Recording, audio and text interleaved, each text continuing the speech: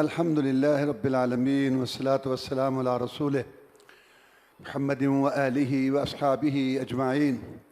أما بعد، فأعوذ بالله من الشيطان الرجيم. بسم الله الرحمن الرحيم. ألف لام ميم. الله لا إله إلا هو الحي القيوم. سورہ آل عمران مدنی صورت ہے، ہجرت سے پہلے نازل ہوئی۔ عمران عیسیٰ علیہ السلام کے نانا کا نام ہے۔ یہ بہت نیک گھرانہ ہے، اس وجہ سے سورت کا نام ان کی آل پر ہے، آل عمران۔ سورت کے شروع میں الحی القیوم کا ذکر ہے۔ یہ اسم اعظم ہے۔ حدیث میں آتا ہے کہ اسم اعظم کے ساتھ دعا مانگی جائے تو اللہ تعالیٰ دعا رد نہیں کرتے، قبول کرتے ہیں۔ اور الحی القیوم 3 صورتوں میں ہے۔ ایک آیت الکرسی میں اللہ لا الہ الا هو الحی القیوم، یہ سورۃ بقرہ میں، اور ایک یہ آل عمران کے شروع میں الحی القیوم، اور ایک سورۃ طٰہٰ میں وعنت الوجوہ للحی القیوم۔ اللہ تعالیٰ کے جتنے نام ہیں نا، جتنی صفتیں ہیں، ان سب کی بنیاد الحی القیوم پر ہے۔ الحی کا معنی اللہ زندہ ہے، ایسی زندگی کامل مکمل جس میں اونگ نہیں، نیند نہیں، تھکاوٹ نہیں، عاجزی نہیں، کسی قسم کی کوئی کمی یا کوئی نقص نہیں۔ القیوم جس نے پوری دنیا کائنات کو تھام رکھا ہے اور اپنے قائم ہونے میں وہ کسی کا محتاج نہیں، اور ساری دنیا کائنات چھوٹے بڑے ہزاروں مخلوقات وہ اپنے ہونے میں اس کی محتاج، اور اللہ اپنے ہونے میں کسی کا محتاج نہیں۔ اللہ نے سب کو تھام رکھا ہے، اللہ کو کسی نے تھام نہیں رکھا۔ تو الحی القیوم 2 بنیادی نام ہیں۔ اللہ سنتا ہے، دیکھتا ہے، کیوں؟ حی القیوم۔ اللہ کی بڑی طاقتیں ہیں، کیوں؟ حی القیوم۔ اللہ کو تھکاوٹ نہیں ہوتی، عاجزی ان کے ساری نہیں، کیوں؟ حی القیوم۔ اللہ تعالیٰ کلام کرتا ہے، بولتا ہے، اللہ عرش پر ہے، جو چاہتا ہے وہ کرتا ہے، کیوں؟ الحی القیوم۔ یعنی اللہ کی جو صفت، جو قدرت، جو طاقت، جو نام، سب کی بنیاد یہ 2 ہے، الحی القیوم۔ اس لیے یہ اسم اعظم ہے۔ اس کے بعد اللہ تعالیٰ نے فرمایا ان الدین عند اللہ الاسلام۔ دین کا معنی قانون، ضابطہ حیات، دستور العمل۔ دستور العمل زندگی گزارنے کا طریقہ اللہ کے ہاں اسلام ہے، جس میں دنیا بھی ہے، دین بھی ہے۔ اسلام یہ نہیں کہتا سارے مسیتڑ ہو جاؤ، نہیں۔ اسلام کیا کہتا ہے؟ اچھا کھاؤ، اچھا پہنو، بھی بچوں میں رہو، دوست احباب میں رہو، یہ دنیا بڑی خوبصورت ہے، اس سے فائدہ اٹھاؤ، لیکن کچھ ہدایات ہے۔ میں رب، میرے آگے جھکو، میرا حکم مانو، حلال حرام کا خیال رکھو، سچ جھوٹ کا امتیاز رکھو۔ جس کو میں نے بڑا بنا کے بھیجا، محمد رسول اللہ صلی اللہ علیہ وسلم، نماز نیاز روزے حج درود وظیفے، شادی غمی معیشت معاشرت شکل و صورت لباس بولنے دیکھنے سننے بیٹھنے اٹھنے میں، گھر کے مول، اس کی اطاعت تابع داری کرو، جس کو میں نے بڑا بنا کے، باقی ساری دنیا میں نے تمہارے لیے ما یفعل اللہ بعذابکم ان شکرتم، اگر تم نیکی کے کام کرو مجھے کیا ضرورت تو تمہیں عذاب دوں۔ تو اللہ تبارک و تعالی نے ہمارے لیے جو ضابطہ حیات چنا ہے وہ دین اسلام۔ اس کے بعد اللہ تعالیٰ نے اپنی صفتیں بیان کرتے ہوئے فرمایا کہ یہ دعا مانگو، اللہ مالک الملک تؤتی الملک من تشاء وتنزع الملک ممن تشاء وتعز من تشاء وتذل من تشاء بیدک الخیر۔ یا اللہ ہر قسم کی حکومت ملک تیرا، تو جس کو چاہے دے، جس کو چاہے لے لے، کسی کو چاہے تو گداگری سے اٹھا کے تخت پر بٹھا دے، اور کسی کو تخت سے اٹھا کے جیل میں ڈلوا دے، اور اس کے ہاتھ میں کچکول پکڑوا کے منگوانا شروع کر دے۔ عزت و ذلت کا مالک تو ہے، تیرے ہاتھ میں ساری بھلائیاں ہیں، تو ہر چیز پر قادر ہے۔ سارے نبی ولی پیر پیغمبر جن فرشتے گدیوں درگاہوں آستانوں والے زندے مردے کلندر سائیں تیرے آگے عاجز بے بس بے کس، تو فعال لما یرید ہے، جو چاہے جب چاہے جیسے چاہے کرے۔ اس کے بعد اللہ تعالیٰ نے مقام رسول بیان فرمایا، قل ان کنتم تحبون اللہ فاتبعونی یحببکم اللہ یغفر لکم ذنوبکم واللہ غفور رحیم۔ کہہ دیجئے پیارے پیغمبر صلی اللہ علیہ وسلم، اگر تم اللہ سے محبت کرنا چاہتے ہو تو میں محمد صلی اللہ علیہ وسلم کی پیروی کرو، نماز نیاز روزے حج درود وظیفے شادی غمی معیشت معاشرت شکل و صورت چال ڈھال کردار و گفتار میں میری اتباع پیروی کرو۔ نتیجہ کیا نکلے گا؟ اللہ تمہیں محبوب بھی بنا لے گا اور تمہارے گناہ بھی معاف کر دے گا۔ ایک ہے کہ آپ کہیں مجھے اللہ سے محبت ہے، ایک ہے میں کہوں مجھے اللہ سے محبت ہے. مجھے کتنا بڑا مقام ہے کہ اللہ جبریل علیہ السلام کو بلائے. حدیث میں آتا ہے جبریل یا رب جلیل، میں فلاں بندے فلاں کے بیٹے فلاں گلی والے سے میں مولا محبت کرتا ہوں، تو بھی اس سے محبت کر. جبریل علیہ السلام کہتے ہیں کہ یا اللہ میں بھی اس سے محبت کرتا ہوں. اور پھر جبریل صاحب آسمانوں میں اعلان کر دیتے ہیں آسمان والوں فلاں سے اللہ کو محبت ہو گئی ہے، تم بھی اس سے محبت کرو. پھر اس کی محبت زمین والوں میں بھی رکھ دی جاتی ہے. اور یہ مقام کب حاصل ہوتا ہے؟ اطاعت رسول، اتباع رسول. رسم رواج، بابا دادا علاقہ سوسائٹی کو چھوڑ کر صرف اور صرف سر تسلیم خم ہے جو مزاج رسول میں آئے، یہ اس سے ہی حاصل ہوتا ہے. عمر بن عاص کافروں کا بہت بڑا جرنل، بعد میں مسلمان ہوا رضی اللہ تعالیٰ عنہ. یہ فاتح مصر ہے. مصر جیسا خوشحال علاقہ اس کے ذریعے اللہ نے مسلمانوں کو دیا. یہ مسلمان ہونے کے لیے آیا، کہنے لگا کہ اے محمد صلی اللہ علیہ وسلم میں مسلمان ہونا چاہتا ہوں لیکن میری ایک شرط ہے. میں لگا کیا شرط ہے؟ کہا تو اللہ کا رسول نبی، میں نے شرک کفر کا جھنڈا اٹھا کے تیرا مقابلہ کیا، اب مجھے شرم آتی ہے. میں یہ پوچھتا ہوں کہ اگر میں تیری اطاعت تابعداری شروع کر دوں میرے گناہوں کی گٹھلیوں کا کیا بنے گا؟ گناہوں کے رجسٹر ان کا کیا بنے گا؟ اگر وہ معاف ہوتے ہیں تو بڑی اچھی بات ہے، ورنہ فائدہ تیری اطاعت تابعداری میں آنے کا. سید الاولین والآخرین، امام المجاہدین، رہبر الرہنما، مقتدا و پیشوا، امام اعظم، قائد اعظم، مرشد اعظم، رہبر اعظم، محسن اعظم، مجاہد اعظم جناب محمد رسول اللہ صلی اللہ علیہ وسلم نے اپنے دو پیارے ہونٹوں میٹھی زبان سے موتیوں سے قیمتی پہاڑوں سے ٹھوس یہ ارشاد فرمایا، امر تجھے اس مسئلے کا پتہ نہیں ہے جب کوئی رسم رواج کو چھوڑ کر باپ دادا کی باتیں، علاقے، سوسائٹی، کول، فتوے، لڑیاں، سلسلے، ساری باتیں چھوڑ کے نظام دستور دنیا کے سب کو ٹکرا کے سچی میری اطاعت تابعداری شروع کر دے، اللہ پچھلے سارے گناہ معاف کر دیتے. اس کے بعد اللہ تبارک و تعالیٰ نے مریم علیہ السلام عیسیٰ علیہ السلام کی والدہ اور ان کی نانی کا تذکرہ کیا کہ عیسیٰ علیہ السلام کی نانی نے نظر مانی کہ یا اللہ جو کچھ تو مجھے دینے والا ہے امید لگ گئی ہے، میں تیرے راہ میں اس کو جو ہے نا وقف کروں گی بیت المقدس کی خدمت کے لیے. تو وہ لڑکی ہوگی، یا اللہ یہ تو لڑکی ہوگی. تو اللہ نے جو ہے مایا یہ لڑکی جو لڑکا تیرے ذہن میں ہے نا اس سے یہ بہتر ہے. اور پھر اس کی فرش کا مسئلہ کھڑا ہوا تو وہ کہتے تھے یہ ہمارے بڑے کی بیٹی ہے، ہمارے بزرگ کی بڑے کی میں کفل کروں گا، میں کفل. زکریا خالو تھے، بلال قرآن اندازی کی قرآن ان کے نام پہ نکلا. تو مریم کی کفالت انہوں نے تربیت شروع کر دی. تو کمرے میں تھے، وہاں ان کو بٹھا کے جاتے بند کر کے. ایک دن آئے تو وہاں قسم قسم کے پھل جن کا موسم ہے، کہ انا لک ھذا، مریم یہ کہاں سے؟ قالت هو من عند اللہ، یہ اللہ تعالیٰ نے دی ہے. تو اللہ تعالیٰ جو چاہے کرے، تو اللہ تعالیٰ کو تو کوئی مشکل نہیں. تو فوراً ذہن میں آیا کہ بوڑھا ہو گیا ہوں، بیوی بھی بانجھ ہے، بیٹا تو نہیں ہے، موسم تو میرا بھی نہیں ہے. تو یا اللہ اگر تو اس کو بے موسم پھل دے سکتا ہے تو مجھے اولاد بھی دے سکتا ہے. اللہ سے دعا کی تو اللہ تعالیٰ نے ان کو یحییٰ علیہ السلام عطا کی. اچھا یہاں یہ باپ بھی ہے، ماں بھی ہے، اگرچہ وہ بوڑھے ہیں یا ان صلاحیت نہیں لیکن ہیں. اس سے آگے اللہ نے ایک واقعہ دکھایا کہ مریم شادی نہیں ہوئی، اللہ تعالیٰ نے ان کو عیسیٰ علیہ السلام عطا فرما دیے اور کہا کہ یہ اللہ تعالیٰ کی طرف سے یہ نشان ہے، لوگوں کو ہم دکھانا چاہتے. اور پھر اللہ تبارک و تعالیٰ نے عیسیٰ علیہ السلام کو معجزات عطا فرمائے. ہر نبی رسول کو اللہ نے معجزہ دیا جو اس زمانہ کے مطابق تھا. اس وقت یونانی اطباء نے دنیا میں تہلکہ مچا رکھا تھا، تو اللہ تعالیٰ نے عیسیٰ علیہ السلام کو ایسے معجزے دیے جس میں طب کا توڑ تھا. اندھے کو ہاتھ پھیرتے ٹھیک ہو جاتا، مردے کو ہاتھ پھیرتے وہ زندہ ہو جاتا، کوڑی کو ہاتھ پھیرتے وہ ٹھیک ہو جاتا. یہ معجزہ. اور معجزے میں دو باتیں سمجھنے والی. پہلی بات معجزہ اللہ کے قبضے میں ہوتا ہے. جو اہل توحید ہیں، صحیح عقیدے والے، کتاب و سنت والے، وہ بھی معجزے کو مانتے ہیں. اور جو قبر پرست ہیں، شرک والے، اللہ کے علاوہ کئی مشکل کو شہادت روا داتے ماننے والے، وہ بھی معجزے کو مانتے ہیں. لیکن فرق یہ ہے کہ اہل توحید یہ کہتے ہیں کہ معجزہ برحق ہے، معجزے کا انکار کفر ہے، لیکن معجزہ اللہ کے قبضے میں ہے، نبی رسول کے قبضے میں نہیں ہے. جب اللہ چاہتا ہے ظاہر کراتا ہے. اور قبر پرست کہتے ہیں کہ اختیار ثابت ہوتا ہے. جب ہم کہتے ہیں کہ اللہ کے علاوہ کوئی کچھ نہیں کر سکتا، کہتے ہیں لو جی، کہتے ہیں اللہ کے علاوہ کوئی کچھ نہیں کر سکتا.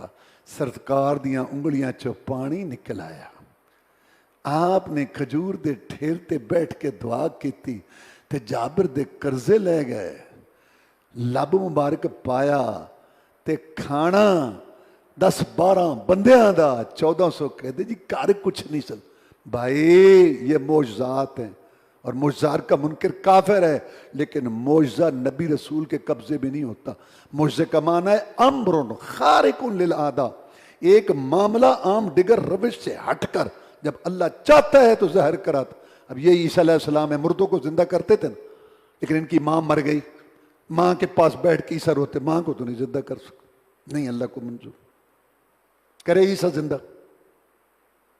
اصل میں یہ جو پہلے سے لوگ ذہن بنا لیتے ہیں نا اپنے علاقے والا مذہب عقیدہ یہ اصل خرابی ہے پہلے سے ذہن نہیں ہونا چاہیے دیکھو ایک ہوتا ہے متبع ایک ہوتا ہے مبتدع متبع وہ ہوتا ہے کہ اللہ کا بندہ ہوں رسول کی امت عقیدہ لینا ہے عقیدے کی آیتیں حدیثیں نماز لینی ہے نماز کی آیتیں حدیثیں روزہ لینا ہے روزے کی آیتیں حدیثیں کاروبار لینا ہے کاروبار کی آیتیں حدیثیں خود آتی ہیں سمجھ ٹھیک نہیں تو کسی سے سمجھ لے گا یہ ہے متبع اور ایک ہوتا ہے مبتدع پہلے سے ہم فلاں ہمارا بابا ہماری دادی ہمارا وہ مذہب ہمارا وہ امام ہمارا وہ پیشوا رسول حاضر ناظر رسول مختار کل رسول سب کچھ کر یہ مذہب عقیدہ پہلے بن گیا پھر ایتے حدیث سے کھینچ کھینچ کے اس کے اوپر چشمہ کرتے ہیں یہی تو اقبال کہتا ہے خود بدلتے نہیں قرآن کو بدل دیتے ہیں ہوئے کس قدر بے توفیق فقیہان حرم اور یہ روش چلے تو جو وہ مانتے چیز جہاں سے لی تھی باقی سارا قرآن اسلام غلط ہوتا اب یہی بات لے لو کہ اگر معجزہ نبی کے ہاتھ میں ہے تو پھر عیسیٰ علیہ السلام نے ماں کو کیوں نہیں زندہ کیا یہی کہو گے نا کہ اللہ کو منظور نہیں تھا تو پھر یہی بات یہاں بھی ہے اب رسول اللہ صلی اللہ علیہ وسلم دیکھو معجزات پر حق ہے آپ کی انگلیوں سے پانی نکلا برتن بھرے جانوروں کو پلایا گیا اور یہ معجزہ ہم اس کو مانتے ہیں لیکن کیا ہر وقت نکلتا تھا نہیں جب اللہ کو منظور تھا اس وقت اور جب اللہ کو منظور نہیں ہوتا تھا تو اس وقت رسول اللہ صلی اللہ علیہ وسلم کی پیاری چہتی بیٹی فاطمہ الزہرا رضی اللہ تعالیٰ عنہ مشکیزہ اٹھا کے 3 میل کا سفر کر کے وہاں سے پانی کھینچ کے بھر کے کنویں سے لاتی تھی اور جسم پر نشان پڑ گئے تھے جب اللہ کو منظور تھا تو انگلیوں سے نکلا نہیں منظور تھا تو نہیں نکلا نبی بھی مجبور ہے نبی کی بیٹی بھی کہ پانی کھینچ کے پیے جیسے دوسرے پیتے رسول اللہ صلی اللہ علیہ وسلم نے یہ تو نہیں فرمایا بیٹی میری انگلیوں سے پانی نکلتا ہے لا میں تمہیں بھر دو یہ ہے فرق اہل بدعت میں اہل توحید میں قبر پرستوں میں اور صحیح عقیدے معجزہ کا انکار کفر ہے ہم بھی معجزہ مانتے ہیں یہ اختیارات ثابت کرتے ہیں تو پہلی بات معجزے میں یہ سمجھو کہ یہ نبی رسول کے قبضے میں نہیں ہوتا بلکہ اللہ کے قبضے اور یہی بات کرامت کے متعلق سمجھ لو کرامت ولی کے قبضے میں نہیں ہوتی دکھاؤں اپنا آپ میں یہ نہیں ہوتے کرامت تو اس سے ظاہر ہو جاتی ہے بعد اوقات پتہ چلتا بخاری شریف میں ہے 2 صحابی نے عشاء کی نماز پڑھی اسید بن حضیر اور دوسرے رضی اللہ تعالی گئے اندھیرا تھا ایک کی لاٹھی جلنے لگ گئی بخاری شریف میں رسول صلی اللہ علیہ وسلم کے پیچھے نماز پڑھ کے آئے تھے صحابی تھے ولیوں کے امام تھے نبیوں رسولوں کے بعد افضل ترین گروہ تھا اللہ نے دکھا دی کرامت میں نے عزت کرنا روشنی ہوگی جب راستہ جدا ہونے لگا تو دوسری کی لاٹھی بھی جل پڑی کیا ہر وقت ان کی لاٹھی ٹارچ بنی رہتی تھی نہیں تو یہ ہے اصل بات جس سے لوگ دجل پھیلاتے ہیں اور بڑا جناب یہ تو پہلی بات تو معجزے میں یہ ہے اور دوسری بات کہ معجزہ چونکہ عام دیگر سے ہٹ کے واقعہ ہوتا ہے لہذا اس سے دلیل نہیں پکڑی جا سکتی دیکھو یہ قرآن کا واقعہ ہے کہ عیسیٰ علیہ السلام پیدا ہوئے بغیر باپ کے اللہ نہ کرے 1000 دفعہ نہ کرے کوئی لڑکی چلی جائے سال بعد آئے اس کے پاس بچہ ہو لوگ کہیں یہ کیا تم قرآن کے منکر ہو قرآن میں ہے اللہ بغیر باپ کے دے سکتا اور دے سکتا ہے لیکن اس کی یہ بات غلط ہے ہاں یہ 2 باتیں یاد رکھنا معجزہ کے متعلق پہلی بات کہ معجزہ اللہ کے قبضے میں ہوتا ہے نبی رسول کے قبضے میں نہیں ہوتا کرامت اللہ کے قبضے میں ہے ولی کے یہ نہیں کہ میں دکھاؤں اپنا میں دکھاؤں یہ کیا ہے شعبدے تھوڑی ہے وہ تو جب اللہ چاہتا ہے کسی سے دکھا اور دوسری اس سے دلیل نہیں پکڑی جاتی اس کے بعد اللہ تبارک و تعالیٰ نے ابراہیم علیہ السلام کا تذکرہ کیا کیونکہ یہودیوں اور عیسائیوں دونوں کا دعویٰ تھا کہ ہم ابراہیمی ہیں اللہ نے کہا ما کان ابراہیم یہودیا ولا نصرانیا ولکن کان حنیفا مسلما ما کان من المشرکین ابراہیم علیہ السلام نہ یہودی تھے نہ عیسائی تھے کیوں یہودی کہتے ہیں عزیر اللہ کا بیٹا اس کو مشکل کچھ ابراہیم تو ایسا نہیں تھا عیسائی کہتے ہیں عیسیٰ علیہ السلام مشکل کچھ حاجت رہا ابراہیم تو ایسا نہیں تھا مکے والے کہتے تھے ہم ابراہیمی تم نے کئی معبود مشکل کشا بنا رکھے. ابراہیم تو ایسا نہیں تھا. یا اللہ ابراہیم کیا تھا؟ حنیفا، یک طرف، مائل جبیل ادیان الی دین اللہ، سارے دینوں سے، دستوروں سے کٹ کے، نظاموں سے کٹ کے، برادریوں سے کٹ کے، رسم و رواج سے کٹ کے، ایک اللہ کے لیے دینا، ایک اللہ کے لیے روکنا، ایک اللہ کے لیے جوڑنا، ایک اللہ کے لیے توڑنا، ایک اللہ کے لیے محبت، ایک اللہ کے لیے دشمن. اللہ کے لیے برادری سے ٹکرایا، بدن چھوڑا، اللہ کے لیے اپنے آپ کو آگ کے شعلوں کے سپرد کیا، بیوی کو لے کے مارا مارا پھرتا تھا، عراق سے مصر، مصر سے عراق، مصر سے مکہ، مکہ سے مکہ. لوگوں کی رب سے نہیں بنتی تھی، ابراہیم کی ان سے نہیں بنتی تھی. حنیفا مسلمہ. تو یا اللہ پھر ابراہیمی کون ہے؟ فرمایا ان اول الناس بابراہیم للذین اتبعوا ھذا النبی. پوری دنیا میں ابراہیمی توحید، ابراہیمی مشن کا لمبردار محمد رسول اللہ ہے، یا اس کے سچے پیروکار ہیں. یہ ہیں ابراہیم. یہ اللہ تعالیٰ نے فیصلہ کر دیا. اس کے بعد اللہ تبارک و تعالیٰ نے چوتھے پارے کے شروع میں یہ بات ارشاد فرمائی، لن تنالوا البر حتی تنفقوا مما تحبون. تم اس وقت تک نیکی کو نہیں پہنچ سکتے جب تک پسندیدہ چیز نہ دو. یہ نہیں کہ روٹی جل گئی فقیر کو، کپڑا پھٹ گیا فقیر کو، جوتی ٹوٹ گئی اس کو دے دو، اس کو، اور ٹھیک ہے اس کا بھی اجر تمہیں اللہ دے گا. سنو، میں یہ نہیں کہتا کہ اس کا اجر نہیں، اجر اللہ تو ایک چھوٹی چھوٹی چیز پہ دیتا ہے، لیکن اللہ کے لیے اچھی چیز دو. اچھی چیز اللہ نے دی ہے تو اس کے لیے اچھی دو. جب یہ آیت آئی تو صحابی طلحہ کہنے لگے اللہ کے رسول، اللہ کہتا ہے اچھی چیز دو، میرا سب سے قیمتی باغ یہ بیروہا مال ہے 600 کھجوروں کا، میں اپنے رب کو دیتا ہوں. رسول صلی اللہ علیہ وسلم واہ واہ واہ واہ. تو اب اپنے رشتہ دار جو مستحقین ہیں ان کے اندر جو ہے نا یہ تم دے دو. اس کے بعد اللہ تعالیٰ نے فرمایا یا ایھا الذین آمنوا اتقوا اللہ حق تقاتہ ولا تموتن الا وانتم مسلمون. اے ایمان والو اللہ سے ڈرو جیسے ڈرنے کا حق ہے. اس کا کیا مطلب ہے؟